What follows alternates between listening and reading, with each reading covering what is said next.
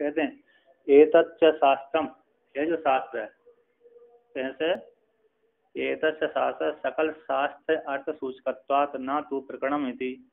कोई कहता है कि ये शास्त्र है ना, ये 72 कारिका के द्वारा रचित है, 70 कारिका तक, 70 कारिका 72 कारिका, कौन सी 70 कारिका और 72 कारिका है। तो यहाँ पर 70 कारिका तक सिद्धांत वर्णन किया गया, किससे, एक कारिका से लेकर के 70 कारिका तक, और 71 और 72 दो कारिका है। एक इसकी स्तुति परक है, आचार्य की परंपरा परक और स्तुति परक। तो यहाँ पर व्याख्यान किया है, कहते जो ये शास्त्र है, कौन है, सांख्य एक शास्त्र, जो कारिका 72 कारिका है, शास्त्र का रूप है। कहते सकल शास्त्र अर्थ सूचकत्व, क्यों शास्त्र है, इसको शास्त्र क्यों कहते हैं, कहते संपूर्ण शास्त्र के अर्थ का सूचक होने से, है ना। कहते ना तो प्रकरणम इति, किंतु कोई कहता है कि प्रकरण है, कैसा है, प्रक्रिया ग्रंथ है। प्रकरण मतलब प्रक्रिया ग्रंथ है। प्रकरण किसको बोलते हैं, तो प्रकरण बोलते हैं शास्त्र एक संबंधम, शास्त्र के, हाँ, शास्त्र के एक देश से संबंध होता है, जो शास्त्र के एक देश का, शास्त्र के एक देश के साथ जो संबंध होता है, एक देश को प्रतिपादन करता है, उसको प्रकरण कहते हैं। ना तो संपूर्ण अर्थम, संपूर्ण अर्थ को प्रतिपादन करता है, उसको क्या कहते हैं, प्रकरण कहते हैं। तो ये जो प्रकरण किसको कहते हैं, जो शास्त्र के एक देश को संबंध करता है, तो उसी, और जो शास्त्र मतलब संपूर्ण देश को क्या करता है, प्रतिपादन करते हैं, उसको शास्त्र कहते हैं। तो यहाँ पर कहते हैं कि एक जो 72 कारिका के द्वारा 70 कारिका के द्वारा रची गई है ग्रंथ, ईश्वर कृष्ण के द्वारा रचित जो ग्रंथ है वह शास्त्री ही है। कैसा है, सांख्य शास्त्र है, ठीक है ना। ये प्रक्रिया ग्रंथ नहीं है। किसका प्रक्रिया ग्रंथ नहीं है, बोलते कपिल शास्त्र का प्रक्रिया ग्रंथ नहीं है। जैसे ब्रह्म सूत्र के प्रक्रिया ग्रंथ कौन है, पंचदशी है ना, और वेदांत परिभाषा है, वेदांत सार है, अन्य भगवान भास्कर के जो भौतिक ग्रंथ हैं, नैष्कर्म आदि सिद्धि है, ये प्रक्रिया ग्रंथ की कोटि में आते हैं।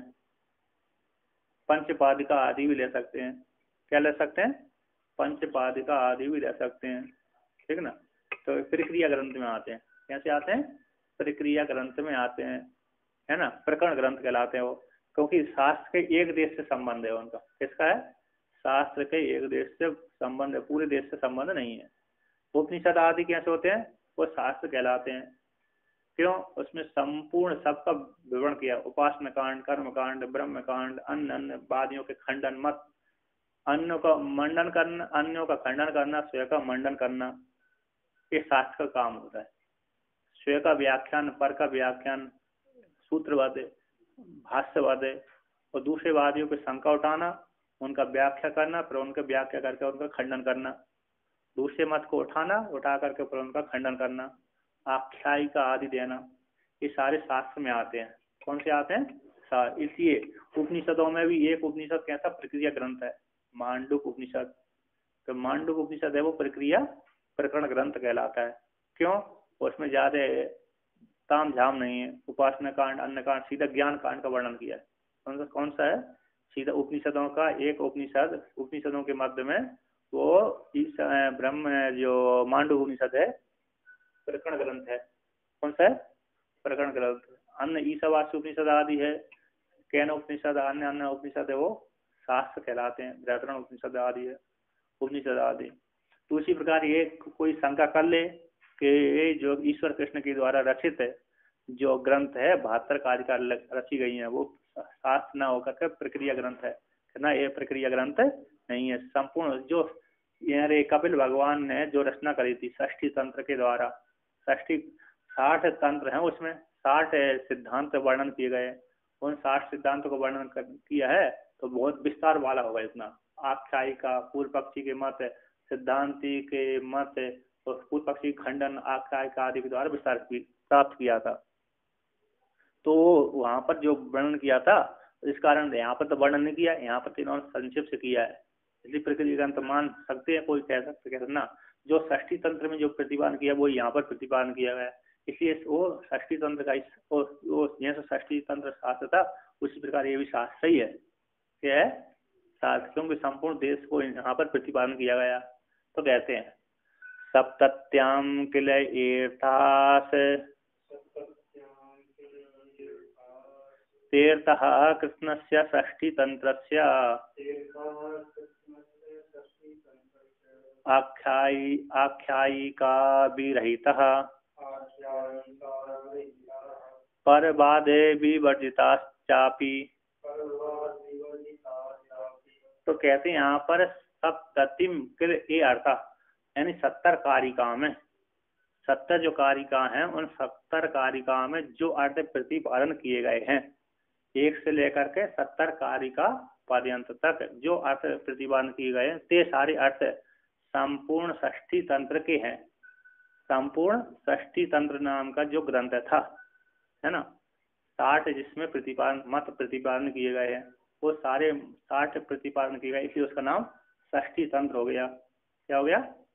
षष्ठी तंत्र। ऐसे संपूर्ण षष्ठी तंत्र के जो अर्थ वे ही ये सप्तम्याम 70वीं कारिका में प्रतिपादन किया गया। और 2 कारिका कैसी है? एक व्याख्या उसके लिए, एक स्तुति परक था, एक उसका पूरा संग्रह करने का था। तो कहते हैं तो उसमें क्या वर्णन किया गया था षष्ठी तंत्र में? आदि में कहते हैं आख्यायिका आदि वर्णन किया गया था।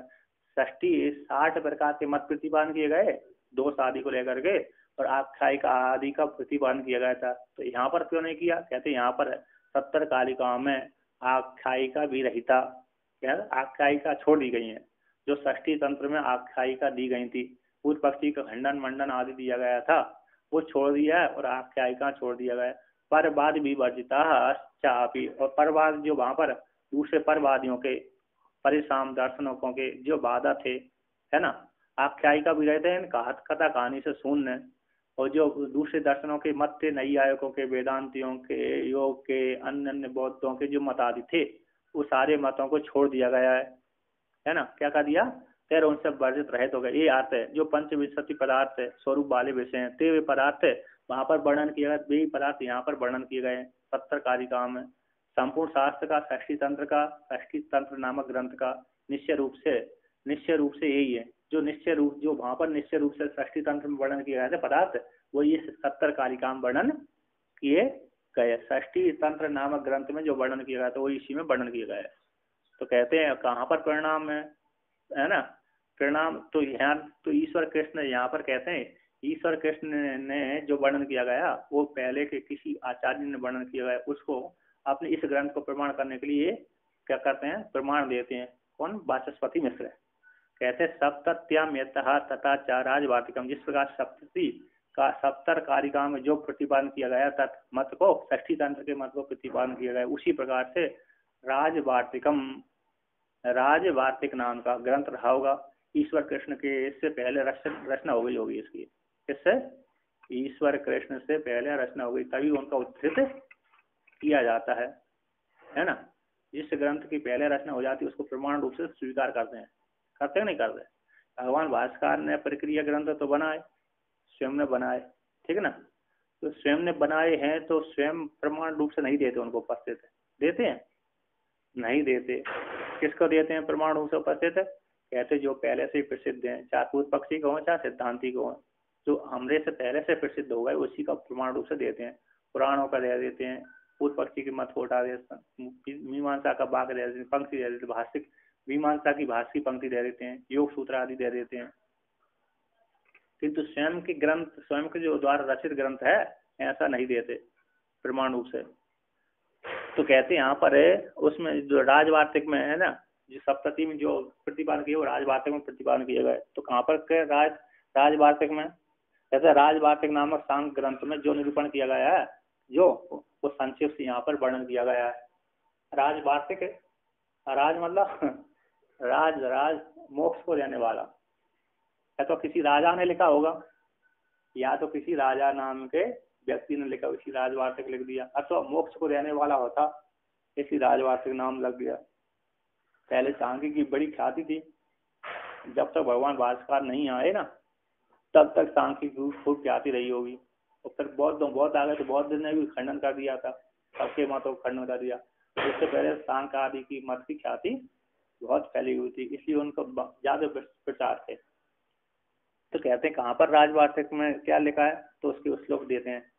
कहते हैं प्रधानास्तित्वमेकत्वम् अर्थमत्वा मतः अन्यथा पारार्थ्यं च तथा नैक्यं योगो योगा एव च शेषवृत्तिराकर्तृत्वं मौलिकार्थः स्मृतः दशः विपर्यय पंचविधस्य तथोक्ता नवतुष्टया कर्णानाम् आसामर्थ्यम् अष्टाविंशतिधा स्मृतम् इति षष्ठी पदार्थानाम् अष्टाभिः सह सिद्धिभिः। इस प्रकार से राजवार्तिक है वहां का। तो यहाँ पर कहते हैं प्रधान एक हो गया, वर्णन करते हैं, एक प्रधान हो गया, अस्तित्व दूसरा हो गया। कैसे हो गया? मूल प्रकृति एक हो गया, है ना, मूल प्रकृति एक है, और पुरुष उस प्रकार पुरुष भी एक है। पुरुष नहीं, मूल प्रकृति एक है। कैसे?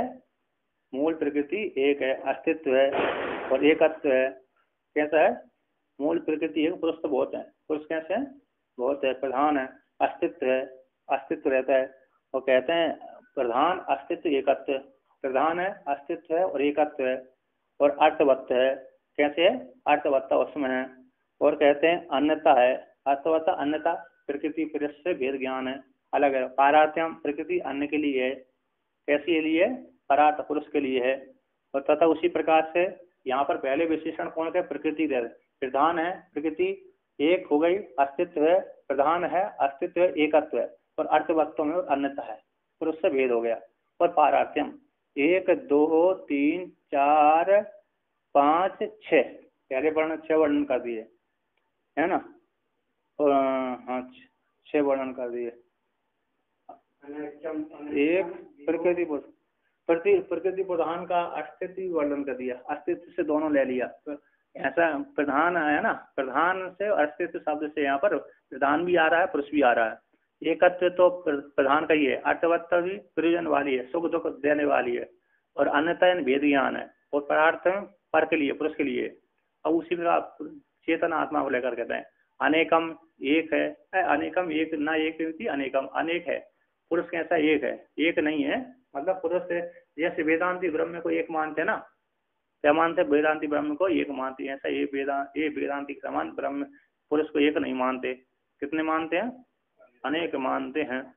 अनेकत्व है, वियोग है और संयोग। वियोग कहता है, वियोग है यानी अपवर्ग अवस्था में प्रकृति पुरुष का वियोग हो जाता है। कैसे? प्रकृति अपवर्ग अवस्था में प्रकृति पुरुष का जो क्या हो जाता है? अलग अलग हो जाते हैं, मोक्ष हो जाता है, पुरुष का मोक्ष हो जाता है, प्रकृति के जो कार्य हैं वो भी प्रकृति में लीन हो जाते हैं। वियोग और योग संबंध हो जाता है। कैसे? योग है संयोग, प्रकृति अज्ञान अवस्था में कैसे हो जाता है? प्रकृति पुरुष का संबंध हो जाता है अज्ञान अवस्था में। अथवा एक शरीर को ग्रहण किया, दूसरे शरीर को प्राप्त कर लेता है, एक शरीर को ग्रहण किया, त्याग किया, दूसरे को ग्रहण कर लेता है, एक को त्याग किया, दूसरे को ग्रहण कर लेता है। और कहते हैं अनेक है, वियोग है, योग है, और शेष वृत्ति। कैसे है?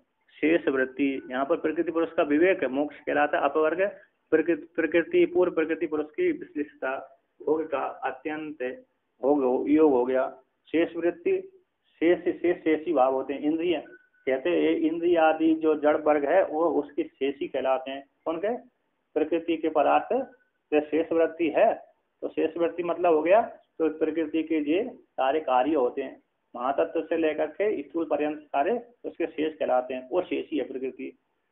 तो कहते हैं आकर्तृत्वम, कहते हैं आकर्तृत्वम यानी पुरुष आकर्तृत्व है, कर्ता नहीं है। कर्ता कौन है? प्रकृति है। मौलिक अर्थ है स्मृता, ये मौलिक अर्थ है, मौलिक है ना, यहाँ पर मौलिक अर्थ कर्तृत्व, कर्तृत्व अभाव, ये मौलिक मूलभूत प्रकृति पुरुष के संबंध को लेकर 10 पदार्थ होते हैं। यहाँ पर मौलिक अर्थ का अर्थ कर दिया, प्रकृति और पुरुष को लेकर के 10 पदार्थों का संबंध होता है। किसको लेकर के? एक प्रकृति पुरुष दोनों के मिश्रण करके होते हैं। प्रधान है, अस्तित्व है, एकत्व है ना, और अर्थवत्व है, और अन्यता है, परार्थ है, और अनेक है, वियोग है, योग है, शेष वृत्ति है, गौण गौणी भाव है, और अकर्तृत्व है। ये प्रकृति और पुरुष को लेकर के 10 पदार्थ वर्णन किए गए हैं। किसको? प्रकृति और पुरुष को लेकर के, ठीक है ना। अब आगे कहते हैं विपर्य, पंच विपर्य होते हैं। कौन से हैं? 5 विपर्य। अविद्या अस्मिता राग द्वेष अभिनिवेश, ये पंच विपर्य हो गया। कैसे हो गया? पंच विपर्य और पंचवेद है ना। और दूसरा कहते हैं शेष वृत्ति है ना, शेष वृत्ति। स्थूल सूक्ष्म शरीर हो गए की स्थिति। यहाँ पर शेष वृत्ति इन्होंने वर्णन किया था। कौन सी? शेष वृत्ति को है स्थूल सूक्ष्म शरीर दोनों उभय शरीर की स्थिति अथवा दोनों शरीर का प्रधान के साथ अंगांगी भाव। ठीक है। कहते ये आगे कहते हैं जो विपर्य पंच है ना, यहाँ पर पंच को लेकर क्या कर दिया? अविद्यास्मिता राग द्वेष अभिनिवेश योग सूत्र में ऐसा मानते हैं। तो यहाँ पर क्या मानते हैं? तमो मोह महामोह तामस अंध तामस संघ का पंच विपर्य विशेष है। ये 5 विशेष कहलाते हैं। उसी प्रकार से 10 और 5 15 हो गए ना। और 9 तुष्टियाँ, 9 प्रकार की तुष्टियाँ होती हैं जिसमें संतोष हो जाता है व्यक्ति है ना। और तुष्टियाँ कौन सी है? टीका में वर्णन किया है। अम्बस सलिल हो गए वृष्टि पार सुपार पारा पार अनुत्तमाम्ब उत्तमाम्ब नामनो हो भवंती। ये 9 तुष्टियाँ होती हैं। पहले वर्णन कर दिया। क्या कर दिया? एक एक तुष्टि को लेकर यहाँ पर व्यक्ति इससे संतुष्ट होकर के रह जाता है, यहाँ पर संतुष्ट होकर यहाँ पर रह जाता है, यहाँ पर होकर के यहाँ पर रह जाता है, फिर आगे कार्य करना बंद कर देता है। क्या कर देता है? आगे कार्य करना बंद कर देता है। इसी प्रारब्ध को लेकर के तो मोक्ष से प्रकृति दे देगी। ऐसे इंद्रियों को आत्मा मान कर संतुष्ट हो गया, इंद्रियों को आत्मा मान को उपासना करी तो इंद्रियों को आत्मा मान के चिंतन करने लगा, बस उसी में संतुष्ट हो जाता है। कोई इंद्रिय संतुष्ट ना होकर के भूतों को आत्मा मानता है, कोई किसी को आत्मा मानता है, कोई सीधा पुरुष और प्रकृति को आत्मा मान लेता है, कोई सीधा पुरुष को आत्मा मानता है। जो पुरुष को आत्मा मानता है उसी को मोक्ष होता है, जो प्रकृति को आत्मा मान को उपासना करता है उसको मोक्ष नहीं होता। जो जड़ वर्ग को आत्मा मानकर उपासना करता है उसको मोक्ष की प्राप्ति नहीं होता है। जैसे हमने भी जड़ वर्ग को आत्मा मान लिया, इसलिए मुक्त नहीं होते थे। क्यों? शरीर को आत्मा मानकर रहते थे, है ना। शरीर को आत्मा मानकर रहते थे, इसलिए हमारी मोक्ष की प्राप्ति नहीं। जब हमने शरीर को आत्मा मानना बंद कर दिया, ब्रह्म को आत्मा मानना चालू कर दिया, तो हमारी मोक्ष की प्राप्ति हो जाती है, मोक्ष हो जाता है। तो कहते हैं 9 तुष्टियाँ, जो 9 प्रकार की तुष्टियाँ हैं। एकाद कहते हैं 9 तुष्टियाँ। एकाद कहते हैं कर्णा नाम असामर्थ्य अष्टाविंशति स्मृता। कर्णों की जो 5 ज्ञानेंद्रिय 5 कर्मेंद्रिय और 3 अंतःकरण, इन ये सारी इंद्रियों की 13 इंद्रियों की 11 इंद्रियों की जो बद कहलाते हैं। कहते हैं ये चा पूर्वोक्त बादर आदया 11 इंद्रियों को बद्र तत्व कह दिया। यहाँ पर कर्णा नाम से 2 अहंकार और बुद्धि को छोड़ करके इन्होंने 11 को ले लिया। क्या ले लिया?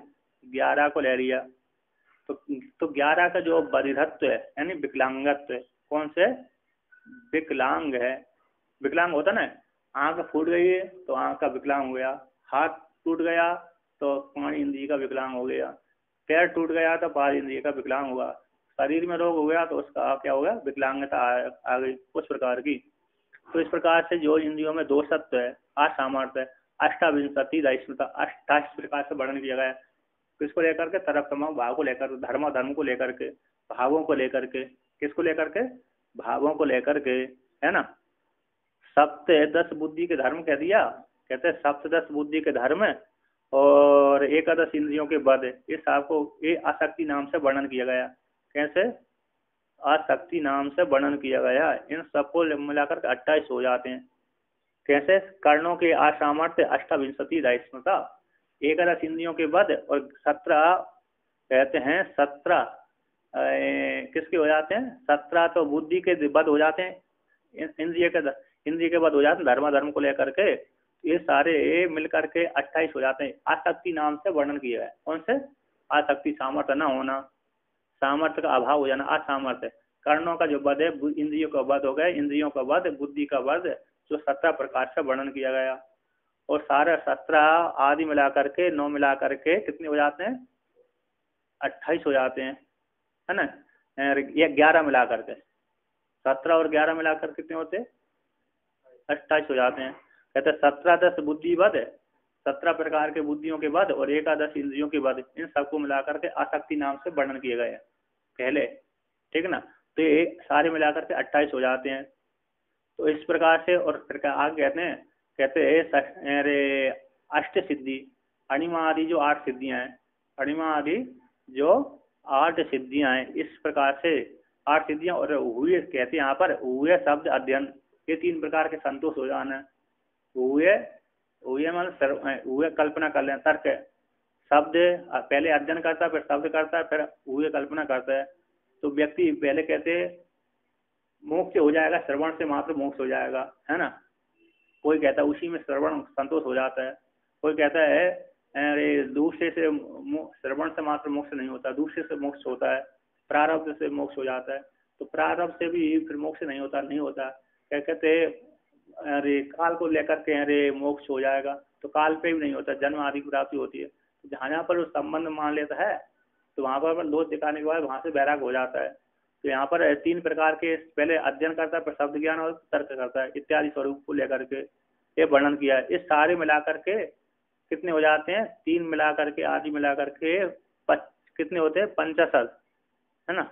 इति इतम मिला 50 वेदा, 50 50 और आगे क्या कर दिया इति मिला मिलकर, तो 10 संख्या और 10 संख्या मौलिक पदार्थ है। ये सारे कहते विपर्या से लेकर के अरे यहाँ पर तक कौन तुष्टियों तक 11 से 28 तक विपर्य से लेकर के जो सिद्धियां आदि तक लेकर के कितने हो जाते हैं, 50 हो जाते हैं।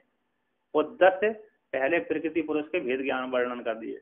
ये सारे मिला करके मौलिक पद बुद्धि और बुद्धि के मतलब प्रकृति का और पुरुष के मौलिक जो मूल प्रकृति और पुरुष के जहाँ संबंध होकर के जो 10 वर्णन किए गए थे उन सब को मिला करके कितने हो जाते, 60 हो जाते हैं।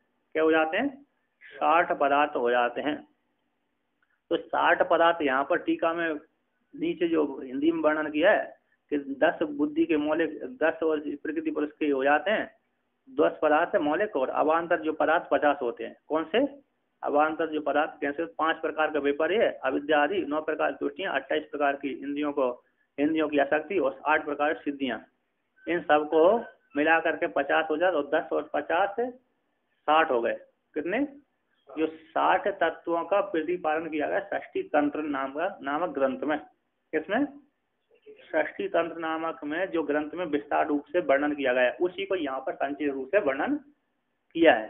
क्या किया है, उसी को यहाँ पर संक्षिप्त रूप से वर्णन किया, इसलिए संक्षिप्त रूप से उसी का वर्णन किया गया है और कोई खंडन आदि नहीं किया गया। आपने मूल 25 तत्वों का प्रतिपादन किया, इसलिए एक ग्रंथ से प्रकरण ग्रंथ न होकर के क्या हुआ, शास्त्र है। कहते हैं सायम जो षष्ठी पदार्थ हो जाते हैं, कहते हैं यहाँ पर कहते हैं सायम षष्ठी पदार्थ कथिता इति सकल शास्त्र अर्थ कथनात् न इदम प्रकरणम अपितु शास्त्रम एव इदम सिद्धम। कहते हैं ये जो षष्ठी पदार्थ कथी गए, जो संयम है, जो षष्ठी पदार्थ कहे गए हैं, षष्ठी पदार्थ कहे गए हैं, वे सकल शास्त्र के अर्थ के कथन करने वाले होने से जो सांख्य कारिका में षष्ठी पदार्थ का प्रतिपादन किया गया है वह संपूर्ण शास्त्र के अर्थ का प्रतिपादन कथन होने से न इदम, कहते यहाँ कहते न इदम प्रकरणम, ये प्रकरण ग्रंथ नहीं है, उस षष्ठी तंत्र का ये प्रकरण ग्रंथ नहीं है, प्रक्रिया ग्रंथ नहीं है। जैसे वेदांत परिभाषा क्या है, प्रक्रिया ग्रंथ है, प्रकरण ग्रंथ है, इसका उपनिषद ब्रह्म सूत्र आदि का, गीता आदि का प्रकरण ग्रंथ है, वेदांत परिभाषा आदि, ठीक है ना। उसी प्रकार ये जो सांख्य कारिका है प्रकरण ग्रंथ, प्रक्रिया ग्रंथ, प्रकरण ग्रंथ नहीं है। किसका, षष्ठी तंत्र नामक जो शास्त्र है। अतः कपिल भगवान ने जो लिखा होगा षष्ठी नामक तंत्र, उसका वो नहीं है, प्रकरण ग्रंथ नहीं है, क्योंकि वहां पर जो षष्ठी तत्वों का प्रतिपादन किया गया था वो भी यहाँ पर संक्षेप से प्रतिपादन किया है ना। सकल शास्त्र के अर्थ का कथन करने होने से न इदम है प्रकरण ग्रंथ, किंतु शास्त्र एव इदम सिद्धम है, शास्त्रीय है। कौन है ये 72 कारिकाओं के द्वारा 70 कारिकाओं के द्वारा रची गई जो सांख्य कारिका है वह शास्त्री है। इसी शास्त्र होने के कारण इसी भगवान भाष्यकार ने ब्रह्म सूत्र के ऊपर इस कारिका को ही क्या दिया, प्रमाण रूप से स्वीकार किया है। क्या किया है, प्रमाण रूप से स्वीकार किया। उन्होंने सांख्य के सूत्रों का वर्णन नहीं किया। क्या नहीं किया गया, सांख्य जो भी सूत्र होंगे षष्ठी तंत्र में उन सूत्रों को प्रतिपादन नहीं किया और प्राय लुप्त भी हो गए। वो कैसे हो गए, लुप्त भी हो गए। और लुप्त थोड़े बहुत इधर उधर से जो विज्ञान भिक्षु ने, किसने, विज्ञान योग वार्तिकार ने उसको भाष्य लिखा, कुछ अपने तरफ से बना दिए, कुछ उसने बना, कुछ पहले से आए षष्ठी तंत्र से मिले थे, बिखर गए थे। तो इस प्रकार से भगवान भास्कर ने मुख्य रूप से इसी कार्य का कोई प्रमाण मानकर ब्रह्म सूत्र में उत्तर से करते हैं, सांख्य सूत्र को नहीं देते हो। जो भी सांख्य सूत्र होंगे उनको उद्धृत रूप से नहीं देते, प्रमाण रूप से, पूर्व पक्षी रूप से नहीं देते। अब आगे कहते हैं, तो वो कहते हैं, वर्णन करते हैं, कहते हैं एकत्वम अर्थवत्वम परार्थम च प्रधानम अधिकृत्य उत्तम। यहाँ पर जो वर्णन किया पहले में, जो किसमें, वार्तिक में, राज वार्तिक में, एकत्वम अस्तित्वम परार्थत्वम, एकत्वम है, अर्थत्व है, परार्थत्व, प्रधान को अधिकृत करके वार्तिक में वर्णन किया गया है। अन्यत्वम आकर्तृत्वम भौतम च, एक पुरुष को अधिकृत करके वर्णन किया गया है। कहाँ पर, कहाँ पर वर्णन किया गया है, कहाँ पर वर्णन किया है, एकत्वम है, एकत्वम अर्थवत्तम परार्थम प्रधानम अधिकृत्य उक्तम, प्रधान को अधिकृत करके खा गया है। तो कहाँ पर खा गया है,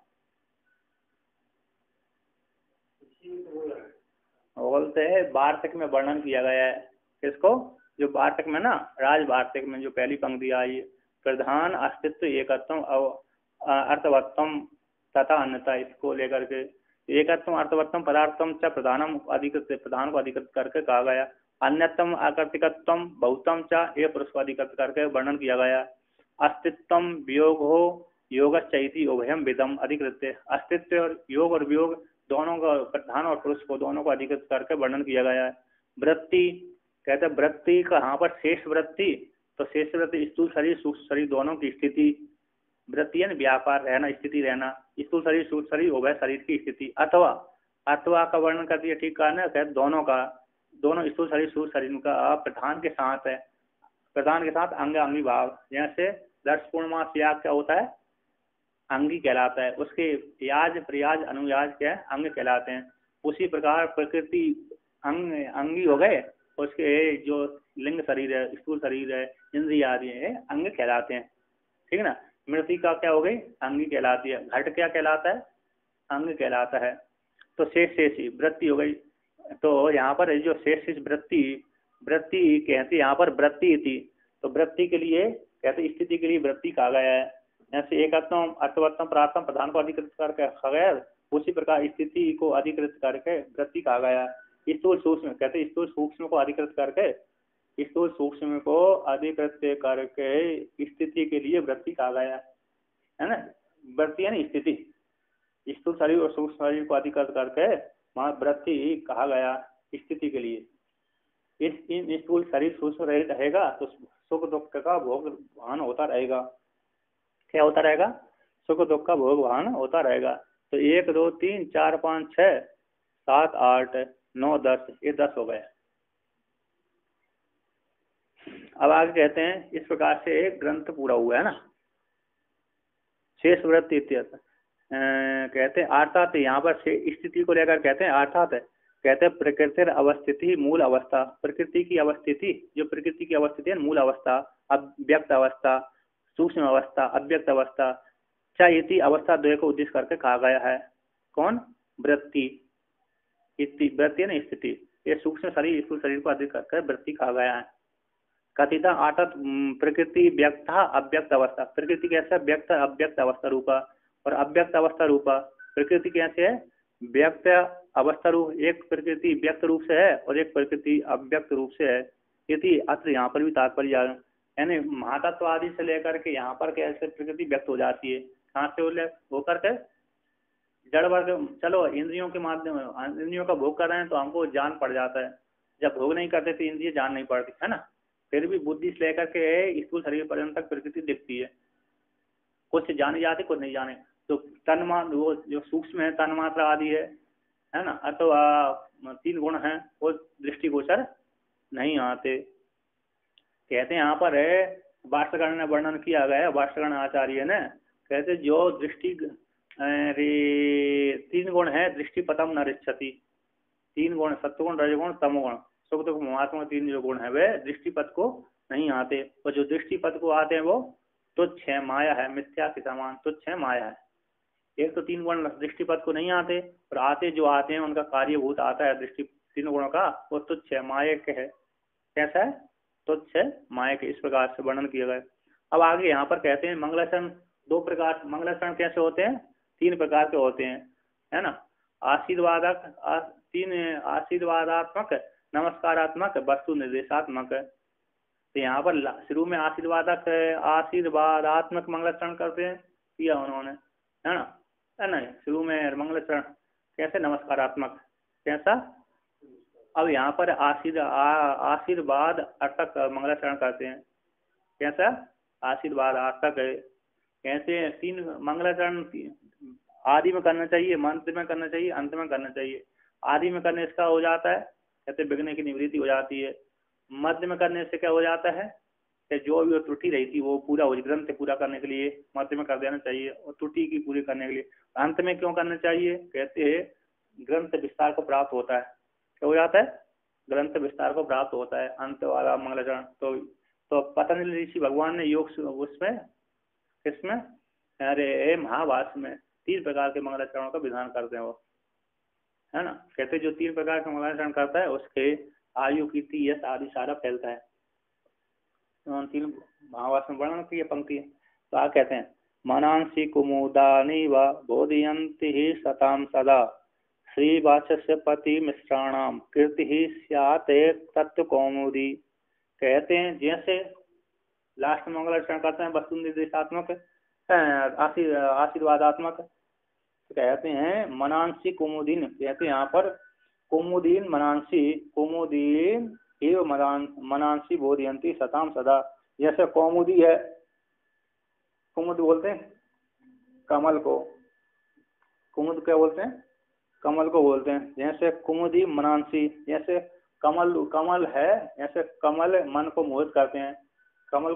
कमल कैसे हैं, मन को आनंद देते हैं, देते ना, जैसे कमल मन को प्रसन्नता देते हैं। तो जैसे मनांसी कुमुदीन इव बोधयंती सदा, तो यहाँ पर है कुमादि है, कुमुद आदि के समान, कुमुद के समान मनांसी, जैसे मन को प्रसन्न करते हैं कुमुद आदि। बोधयंती विकासयंती, मन को विकसित कर देते हैं। कहते हैं यहाँ पर विकासयंती श्री वाचस्पति मिश्रणाम कीर्ति तत्वमोदि को कुमुदी सताम सजनाम विदुषाम इत्यर्थ। हर्ष प्रस्कर्ष बदनाय स्यात् ए भवतु संकरोतु सुगम। यहाँ पर जैसे उदाहरण देते हैं, जैसे चंद्रमा की किरण, चंद्रमा की चांदनी कमल को विकसित करती है। क्या करती है, चंद्रमा की चांदनी को देख करके कमल कोमल कैसे हो जाते, प्रसन्न हो जाते हैं, विकसित हो जाते हैं, प्रसन्न हो जाते हैं, है ना। उसी प्रकार हम कमल को देख करके मन प्रसन्न हो जाता है, मन कैसे हो जाता है, प्रसन्न हो जाता है। तो उसी प्रकार बोधयंती विकास को प्राप्त हो जाता है। कहते हैं ये भी, कहते सताम सदाम श्री वाचस्पति मिश्रणाम कीर्ति, विद्यमानों कहते हैं सदा वाचस्पति मिश्र के द्वारा की गई ये तत्व सांग तत्व कौमुदी नाम की जो कीर्ति है, कैसी, वाचस्पति मिश्र के द्वारा की गई तत्व कौमुदी नाम की जो कीर्ति है, हमेशा सदा सताम सज्जनों को मन को प्रसन्न करने वाली रहे। क्या रहे, मन को प्रसन्न, कौमुदी के समान, जैसे कौमुदी है मन को प्रसन्न करती है, मन को प्रसन्न करती है, अथवा विकास को प्राप्त होते। चंद्रमा की किरण है जैसे कमल को विकास को प्राप्त होती है, उसी प्रकार इसको आलम्बन करने वाले जो हैं वह क्या करते रहे, हर्ष को प्राप्त होते रहे। यहाँ पर ठीक शास्त्र के अंत में मंगल नितांत आवश्यक है। आशीर्वाद मंगल करते हैं कि वाचस्पति तत्व कौमुदी नाम की रचना की टीका व्याख्या है ना, सज्जनों विद्वानों संत महात्माओं के मन में सर्वदा ज्ञान को विकास कर दी रही। यहाँ पर इनका सताम सदा मनांसी कुमुदी बोधयंती, जैसे सज्जनों को सदा, सज्जनों को हमेशा ही और मन में कुमुदी की समान विकास को, जैसे कुमुदी मन को प्रफुल्लित करती रहती है, उसी प्रकार तत्व कौमुदी नाम की जो शास्त्र है, ग्रंथ है, सांख्यकारिका ऊपर टीका लिखी गई है, वाचस्पति में के द्वारा लिखी गई ऐसी जो कौमुदी है वह सज्जनों को, कौन को, संत जनों को, यानी इसका आलम्बन करने वाले उन लोगों को हमेशा प्रसन्न करती रहे, ज्ञान से प्रस्फुटित करती रहे, है ना। संत महात्माओं के मन में सदा ज्ञान को विकास करती रहे। उदाहरण टीकाकार कहते हैं चंद्र की चंद्रिका, जैसे कुमुद पुष्पों को विकास करती रहती है। कैसे, कुमुद पुष्पों को, कुमुद है ना, कौमुदी कुमुद पुष्पों को विकास करती है चंद्रमा की चांद। उसी प्रकार यहाँ पर भी सज्जनों को, विदुषाओं को, सज्जनों सताम का टीकाकार ने इन संस्कृत में सज्जनों के, विदुषाओं को हर्ष प्रस्कर्ष वर्तन करने के लिए स्यात् हो। एक कौन? अरे सिद्धांत कौन सी कौमुदी? तत्व कौमुदी। ये तत्व कौमुदी वाचस्पति मिश्र के द्वारा की गई तत्व कौमुदी सज्जनों के मन को बोध कराने वाली, मन को क्या अज्ञान को निवृत्ति करने वाली हो और मन को प्रसन्न करने वाली हो। मन को, सज्जनों को हर्ष प्रकर्ष वृद्धि करने के लिए, वो कल्याण करने के लिए, तम करोति शंकर, कल्याण करने के लिए हो। मन को प्रसन्न देने के लिए, अज्ञान की निवृत्ति करने के लिए, आनंद देने के लिए, कहीं कहीं प्रकाश हो जाएगी। कैसे हो जाएगी? मन को प्रसन्न करने के लिए, अज्ञान की निवृत्ति करने के लिए और ज्ञान की वृद्धि करने के लिए तत्व कौमुदी वृद्धि को, तत्व कौमुदी उनको प्रसन्न हो, उनके मन में सदा आदर के भाव से प्राप्त होती रहे, बोधयंती विकास होती रहे, है ना। सदा ज्ञान का विकास करती रही। यदि हम आलम्बन करेंगे तो विकास होता रहेगा, आलम्बन नहीं करेंगे तो विकास नहीं हुआ। इस प्रकार से पूर्ण इति कहते हैं यहाँ पर, कहते इति षट दर्शन टीकाकृत श्रीमत वाचस्पति मिश्र विरचिता सांख्य तत्व कौमुदी समाप्ता। कहते हैं इसी इस प्रकार से वाचस्पति मिश्र के द्वारा, है ना, षट दर्शनाचार्य 6 दर्शनों के ऊपर टीका लिखी है। जैसे षट दर्शन कृत श्रीमत वाचस्पति मिश्र के द्वारा रचित सांख्य तत्व कौमुदी समाप्त हो गई। समाप्त अयम ग्रंथ, ये सांख्य नाम का ग्रंथ समाप्त हो गया। ओम पूर्णमद पूर्णमादाय पूर्णमेवावशिष्यते। ओम शांति शांति शांति। शंकरं शंकराचार्यं केशवं बादरायणं सूत्रभाष्ये गतौ भगवन्तौ पुनः पुनः ईश्वरो गुरुरात्मे विभागने व्योमवद्व्यासदेह दक्षिणामूर्तये नमः। ओम शांति शांति।